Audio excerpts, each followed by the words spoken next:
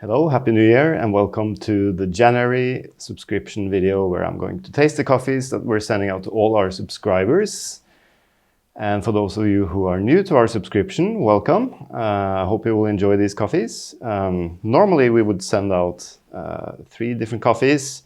So if you subscribe to, for instance, 5 or 6 bags, you might get 2 bags of the same coffee. But today we're actually going to send out 1, 2, 3, 4, 5 different coffees. Which means some of you might get 5 different coffees, some of you might get 4 different coffees, depending on what subscription you actually have. The reason why we do this is we do buy a lot of small batch coffees from different farms, and it's not always that we have enough to send out to all of you. So we kind of pick and choose a little bit to pick the coffees that we see fit, for instance, for espresso or filter. Yeah, so there might be a little bit different. This year we're planning to have a lot of nice coffees as well. And we do vary between different countries, different farms. Sometimes you might get coffees from the same farm, but they're different varieties, so they have different flavors. So there's a lot of nice coffees for you to look forward to, I think, this year.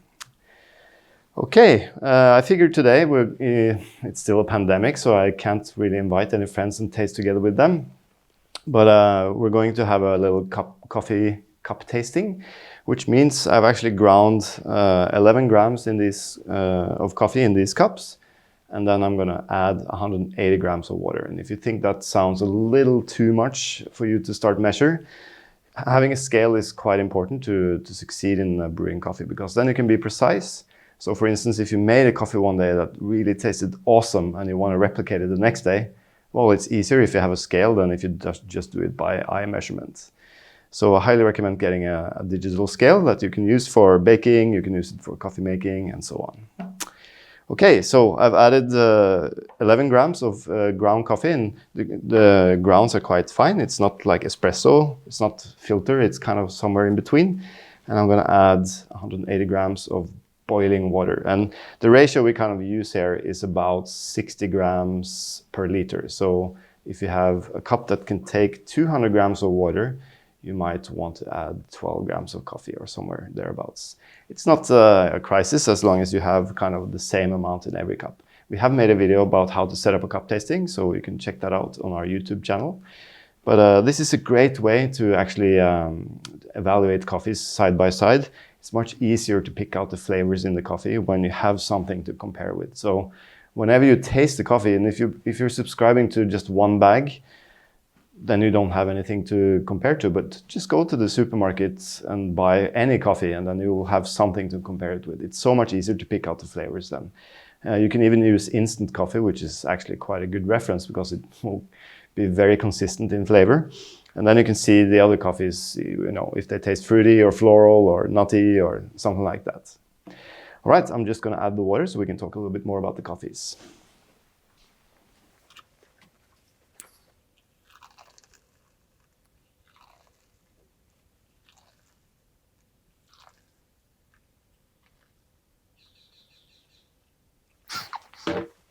I didn't weigh the water here, which I highly recommend if you're evaluating, for instance, your roasts. You need to have the same amount of water and everything. These coffees are quite different, so it's okay if one cup has 182 grams and the other one has 187. It doesn't really matter that much, because you will be able to taste the difference anyway. Now, normally you will have to wait about 3, 4, 5 minutes before you stir the crust, and then we're going to remove the foam, and then we're going to start, actually wait a little bit before we start tasting the coffees. But before I start tasting them, I can actually talk about what kind of coffees we do have here today. So the first coffee we're going to taste today is an Ethiopian coffee, and you might find a little number on the bag saying 74110, and that's actually referring to the variety of the coffee that's grown. And this coffee is from a farm called Fahem. It's in Limmuseka in Ethiopia, and it's a little bit different than the kind of Ethiopian coffee that most people buy and are maybe accustomed to. Normally a coffee buyer would go down south to Sidamo, Yirgachev, Guji, and buy this extremely citric, floral and bergamot-like coffees. Limmuseka is a little bit different area, and the coffees are a little bit different in flavor. This year it's a little bit more muted than it was last year, but that's because of the growing season. But still you can find a lot of citrus and floral notes. And I thought it was a good start of the year because I know that a lot of people actually enjoy these kind of coffees, although it sounds strange that you might enjoy a floral and kind of tea-like coffee. We find in our store that a lot of people love these coffees. The second coffee we're going to taste is a coffee from Kenya, from a cooperative called Karinga, or a washing station called Karinga. And it's a quite high altitude coffee, very fruity, very kind of berry-like flavors, quite high acidity as well.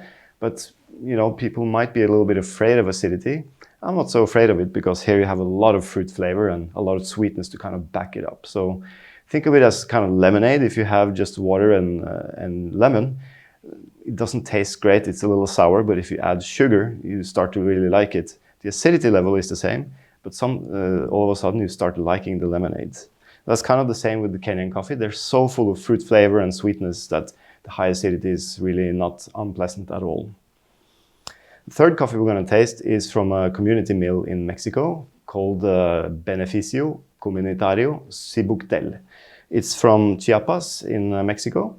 And this is grown by smallholder farmers, most of them indigenous, and they normally grow coffee in an organic way. They have quite rich soils there, very cool climate, and these coffees are maybe very different to the Kenyan and Ethiopian, but still has some similarities because it has a lot of these kind of berry fruit flavors, but it's much more kind of heavy and big-bodied and chocolatey. The fourth coffee is also from Ethiopia. Same farm as the first coffee, Fahem, but it's a different variety. So this is variety 74148. Now the numbers actually refer to the year 1974, where it was selected, and number 148, where it was a research foundation that selected a lot of different seeds from different areas and put the numbers on them, and then grew them in a research garden to see which varieties actually performed well. So this is one of the varieties from the Jimma Agricultural Research Station that has been released to a lot of farmers.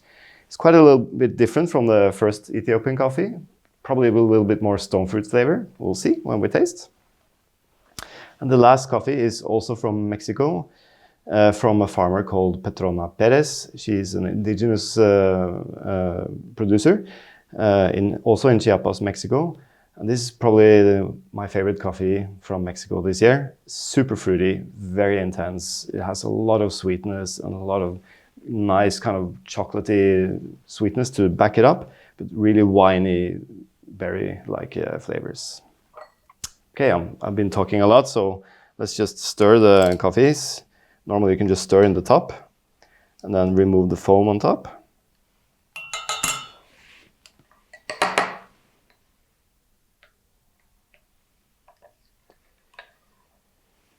Now, people debate whether to stir 1 time, 3 times, 4 times, 5 times. The standard is kind of 3 times. It doesn't really matter as long as you do it the same way in every single cup. Because if I would stir 10 times in one cup and 1 time in another, the extraction would be very, very different. When you stir coffee, you start to extract a lot more. Look at it as when you make tea and you have a tea bag and you put it in the cup. If you don't touch it, you see very little color coming out. And that means you're not extracting a lot of the tea into the liquid. When you start stirring, you see a lot of the liquid coming out much faster. A lot of the color, coming out much faster. That means you're extracting much faster as well. So turbulence or stirring makes the coffee extract more. So you can actually use that as well if you're making AeroPress or a French press. And if you think the coffee is a little thin, the solution is not necessarily to add more coffee. If you're using a ratio, say 65 grams per liter, I would not add more coffee. I would actually stir a little bit more, or I would grind a little bit finer in order to increase the body and texture of the coffee. And similarly, if you think the coffee is way too bitter and it's almost undrinkable and full of bitterness, then you can either make the grind a little bit coarser or stir less in the brew. It's the same when you brew V60 or filter coffee. If you stir more, you're going to get a higher extraction, and also you might get some fines migration, which means the dust in the coffee will start to migrate towards the filter and clog up the filter. So you can see that the coffee or the water doesn't go through the coffee as fast anymore. Okay, now we wait maybe 4 or 5 minutes before we taste. And then, because it's a little too hot at the moment, and it's quite hard to taste the coffee when it's so hot. You might try, but make sure you don't burn your tongue. But especially these light roast coffees, they taste very weak when they're very hot. You need the hot water in order to extract enough, but you need the coffee to cool down before you can really enjoy the flavors and the sweetness in the coffee.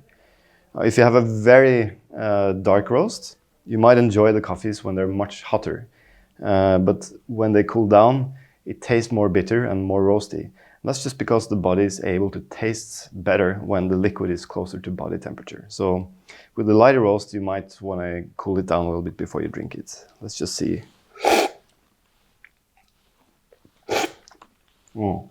Yeah, these coffees, when super hot, actually taste very similar. So let's wait and then we'll come back to taste them. All right, so we have waited 5 minutes maybe. When you can touch the cup and not burn yourself, then it's fine, I think. And let me just test. Perfect. So let's start tasting. So the first coffee we're going to send out to our 1 bag subscribers. So if you're subscribing to filter or espresso, you will both get the same coffee. However, we do roast them a little bit different, meaning for espresso we actually leave the coffee in the roaster a little bit longer. And that's just to kind of shave off a little bit of the acidity, because espresso is a concentrate, and if you have this extremely light roast as espresso, you need a very, very good grinder in order to extract a lot before that acidity becomes pleasant. So we can roast the coffee a little bit darker, and then you'll kind of shave off or mute that acidity a little bit so that you get the perception of more sweetness and kind of more balanced cup. So the first coffee, as I said, it's from a farm called Fahem in Ethiopia.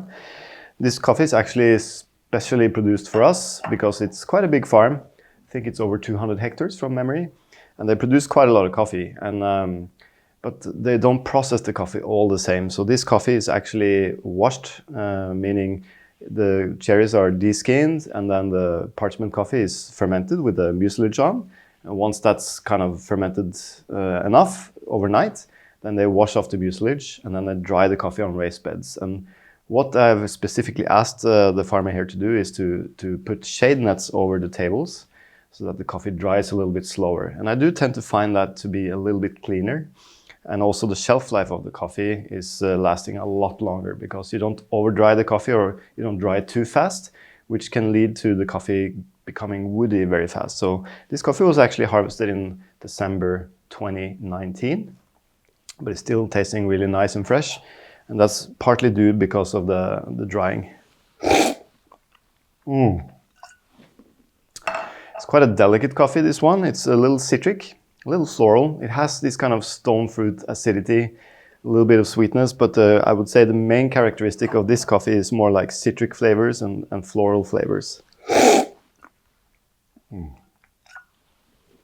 It's quite tea-like, very light, vibrant. But if you extract it well, and you can actually grind a little bit finer on this coffee, and you will get a quite high extraction, and it just brings out a lot of sweetness, which I really enjoy. So that's the variety 74110 from Fahem in Limuseka, Ethiopia. The second coffee, which goes out to our 2 and 5 bag subscribers. So if you subscribe to 5 bags, you will get 2 bags of this coffee. It's a coffee from the washing station Karinga in Kiambu in Kenya. This is SL28 and SL34 varieties mainly because this is a very high altitude coffee. The farmers around the washing station will grow mainly these 2 varieties, and then they sell the cherries or deliver the cherries to the cooperative where the coffee is processed together. So this is also a washed coffee, traditional washed like in Kenya, where they ferment the coffee, wash it, dry it on raised beds, And it's just a very, very clean and very fruity coffee. And this fruit flavor comes mainly from the varieties. You have this kind of winey, berry-like flavors and quite high acidity. Some people think of raisins, some people think of rose hips. I think maybe,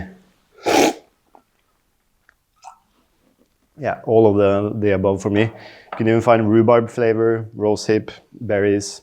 Really nice, soft, sweet coffee. Now, we've had this coffee for a while, but we actually bought 3 different lots from Karinga last year. This is also harvested in December 2019.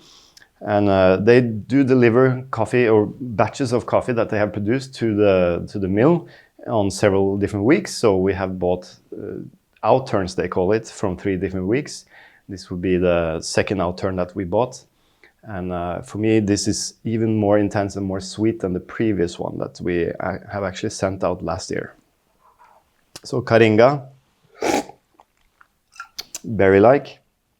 If you go back to the 110, you really get the citric and floral notes in that. For our filter 3 bag subscribers, so this will not be sent out to our espresso subscribers, and the only reason is that we just don't have enough of that coffee, so we decided to go for the best one and send that to espresso 3 and 6 bag subscribers, because it's a little bit easier to extract as espresso.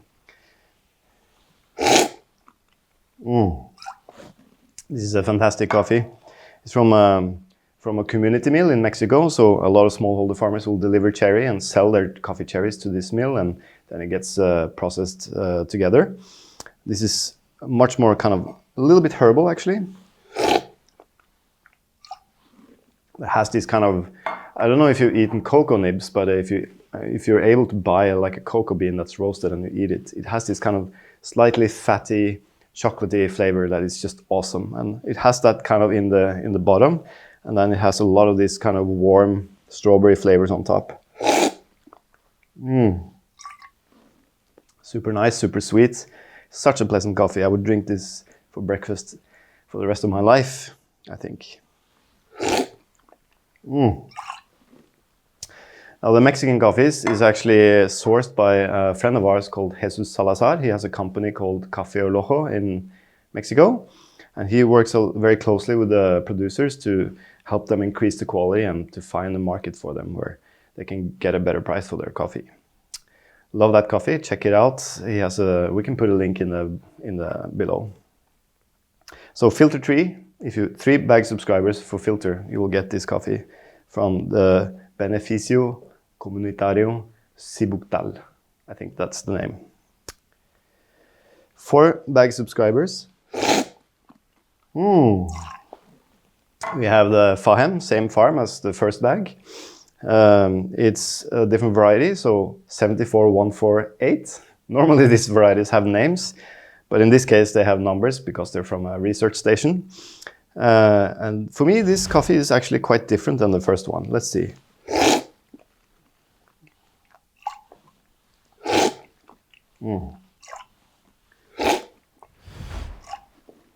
Very interesting.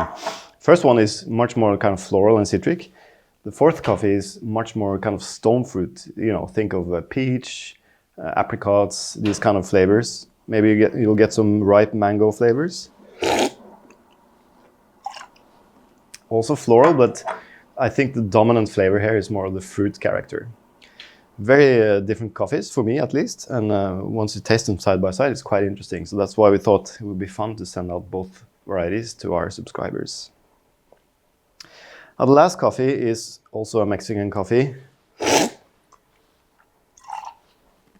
from a lady called Petrona Perez. We'll send this out to our filter 6 subscribers. So if you subscribe to 6 bags of filter coffee, you will get one of these. And for our espresso, if you subscribe to 3 or 6 bags, you will get 1 or 2 bags of this.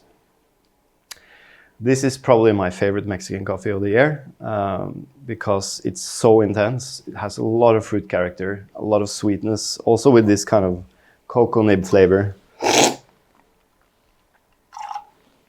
But much more kind of winey than the 3rd coffee here.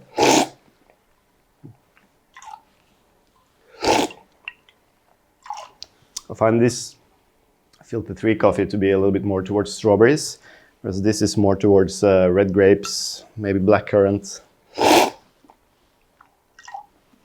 blackberries, these kind of purple berries. Very, very intense and nice coffee. I actually visited this farm a couple of years ago. It's a small farm. She doesn't produce a lot of coffee.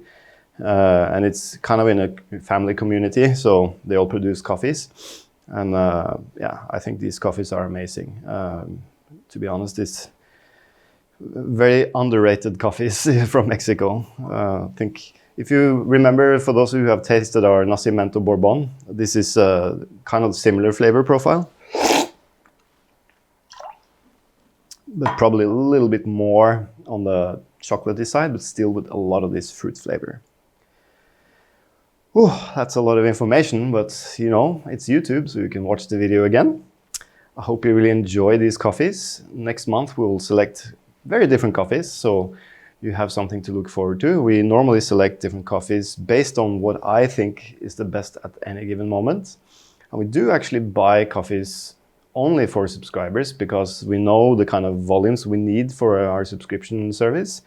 So it's fun to be able to visit farmers, and then when they have something special on offer, I might buy it just for our subscribers. And sometimes we have some leftovers that we sell in our store as well, but not always. So if you want to subscribe to our coffees and taste some of our best coffees, then I think it's a good bargain for you.